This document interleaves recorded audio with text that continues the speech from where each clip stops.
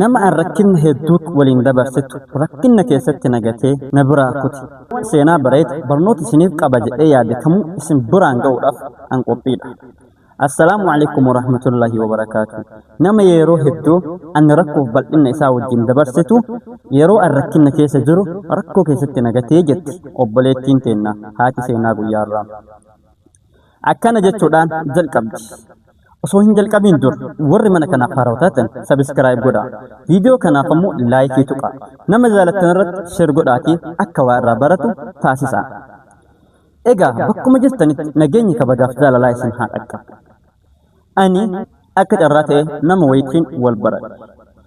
Ani iddoo barnootaatitti onlaayiniidhaan qur'aana qara'a. Inni illee iddoo an qur'aana qara'utti dhufee na barate. Innis na waliin qara'uu eegale. Haala kana keessatti osoo hin jirru waliin baranne. Yeroo muraasa booda ammoo hariiroon jidduu kiyyaaf isaa jirullee daran cimaa dhufe. Erga dhufne yaada wal jijjiirree yaada jaalalaa keessa waliin seenne. Wal jaalanne. Erga wal jaalanne booda nama wal barbaadu ta'an. Yeroo tokkotti an isa dhabuu hin fedhu. Yoo silkiin isaa onlaayinii irraa bade qalbitu na bada. Isa barbaada. Yoo dadhabillee isattan boqadha. Yeroo tinkinna jirtu isa argee jennaan hundaa hin dagadha. Innis na jaalata. Hedduu na barbaada. Yeroo tokkoofis an onlaayinii irraa bannaan nama naaf xinqamuu fi na yaadu ture. An isa qaamaan hin agarre. Inni illee qaamaan na argee hin jiru. Kan wal baranneen onlaayiniidhaan.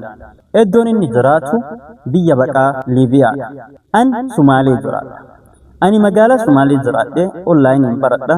Innis Liibiyaa irraan wal baranne. Eega jaalalli keenyas walitti cimee yeroo dheeraa dabarsinii booda biyya ormaa kana keessatti rakkoon garaagaraa isa mudachuu eegale. Rakkoo isaa hundaa waliin qoodadhee yeroo inni xinqametti xinqaa isaa bira dhaabbadhee isaaf waan hunda ta'ee utubaa ta'eetiin waliin dabarse. Alhamdulillah rakkoon hin dabarre hin jirtu rakkoo san keessaa illee bahee innis bakka yaadu dhaqqabe. Ammaas Faarisiin jira. Erga deemee biyya Faaris dhaqqabee haga haalluun isaa mijjaataniif waliin haasayaa ture. Innis naa dawwalee anis isaa dawwalaa. Xinqaa inni kaleessa keessa jiru yaadadhee bakka inni jiru kana arguudhaan gammadee osoo an gammachuu kiyya rabbii kiyya galateeffadhee hin quufin ammas waan haarawaa isarraa arguuf ta'a. Wanti isarraa arguuf akka duraan na barbaadu narraa xiqqeessa. Innillee narraa fagaachaa dhufe. Yeroo an dawwalullee akka an barbaadutti argachuu hin dandeenye. Innis naa dawwalee na barbaaduu dhiise. Darbee yeroo ofii fedhetti hin dawwala. Yeroo an maal taate jedhuun haasawa na jibbi. Silkiin dubbachuu natti hin tolu. Waan akkanaa kana ni narraa dhisnaan jechuu jalqabe. Haarawa natti taate. Aniin inni dura beekuu fi inniniin an dura beekullee walii faallaa ta'an. Maal ta'e maaltu isa mudate jedhee anis yaaddahu keessa seene. Erga akkasitti turre yeroo muraasa booda rakkoo wayii na mudate. Obboleessa akkaan jaaladhu qaba. Obboleessi kiyya biyya ormaa jira. Biyya ormaa kana keessatti na jalaa hidhan.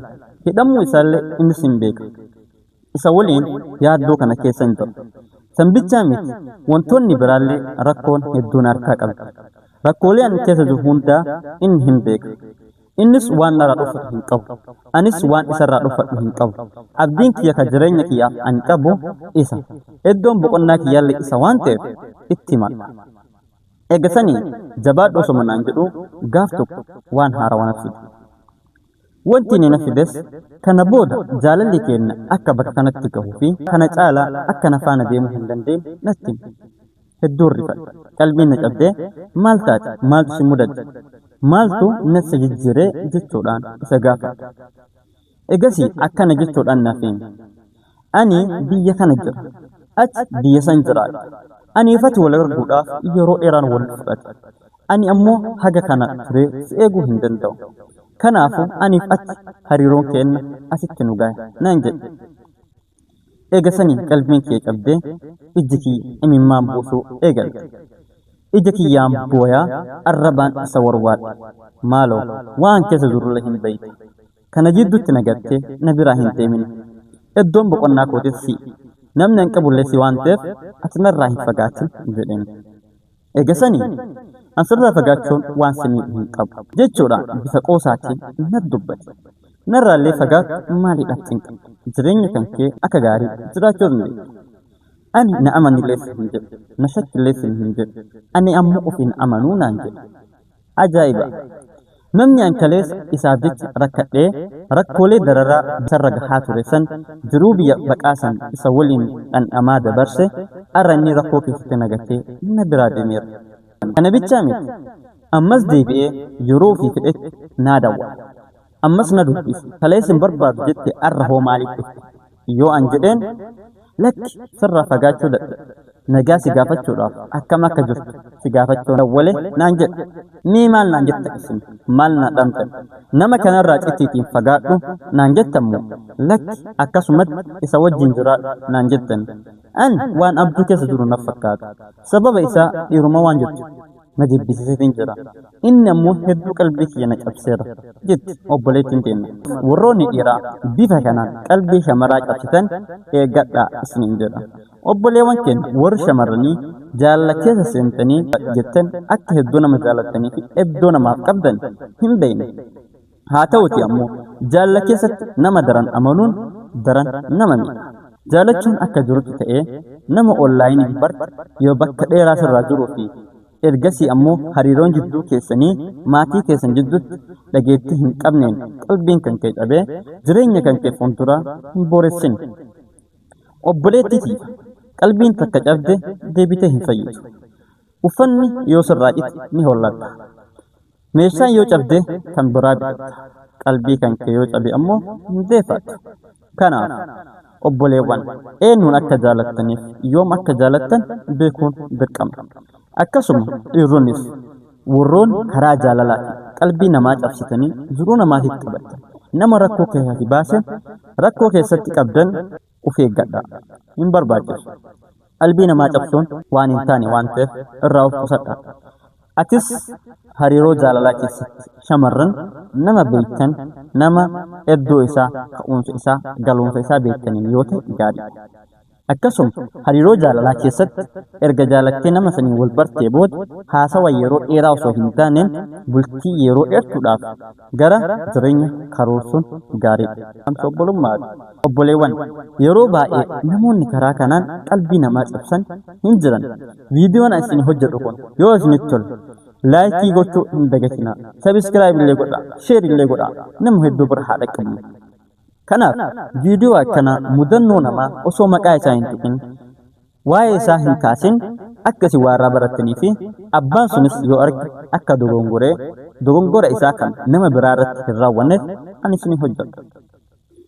Viidiyoo namaa kan hojjechuun mudannoo namoota baay'eedha ka bifa kanaan qalbiin isaanii cabbitu jira. Akka irraa waa barataniif ni fayyada. San qofaa miti obboleewwan keenya gana hariiroo jaalalaatti seenuu barbaadaniif ammoo bultii ijaarachuuf namni jaalatu malee waa itti hin seenu. Namni kamuu bultii ijaarachuu hin barbaadu. Akka nama kamittuu ilmaan horachuu ni barbaada. Akka nama kamittuu jaartii qabaachuu ni barbaada. Akka nama kamittuu jaarsa qabaachuu ni barbaada. Haa ta'uti karaan nuti jaarsa ittiin godhachuu qabnu, karaan nuti bultii ittiin ijaarachuu qabnu, karaan itti immoo nu jaartii ittiin argachuu qabnu karaa kamiin yoo jenne wal bira qabnee laaluu danda'u qabna. Tokkoffaa irratti namni isin jaalachuuf itti dhihaachuu qabdan nama beektan yoo ta'e gaarii akkuma dura isiniin himne. Kana keessatti ammoo hariiroo jaalalaa keessatti jaalachuun gaariidha. Nama guddistanii amanuun ammoo miidhaadha. Of qusadhaa isiniin jedha. Kanaaf yoo viidiyoon ani isiniif hojjedhu isinitti tole sabiskiraayib godhaa, sheer godhaa, laayik godhaa na jajjabeessaa. Viidiyoo barnoota qabu kabiraatiin haga walitti deebinutti nagahaan naa tura. Assalaamu alaikum wa rahmatullaahi wa barakaatuh.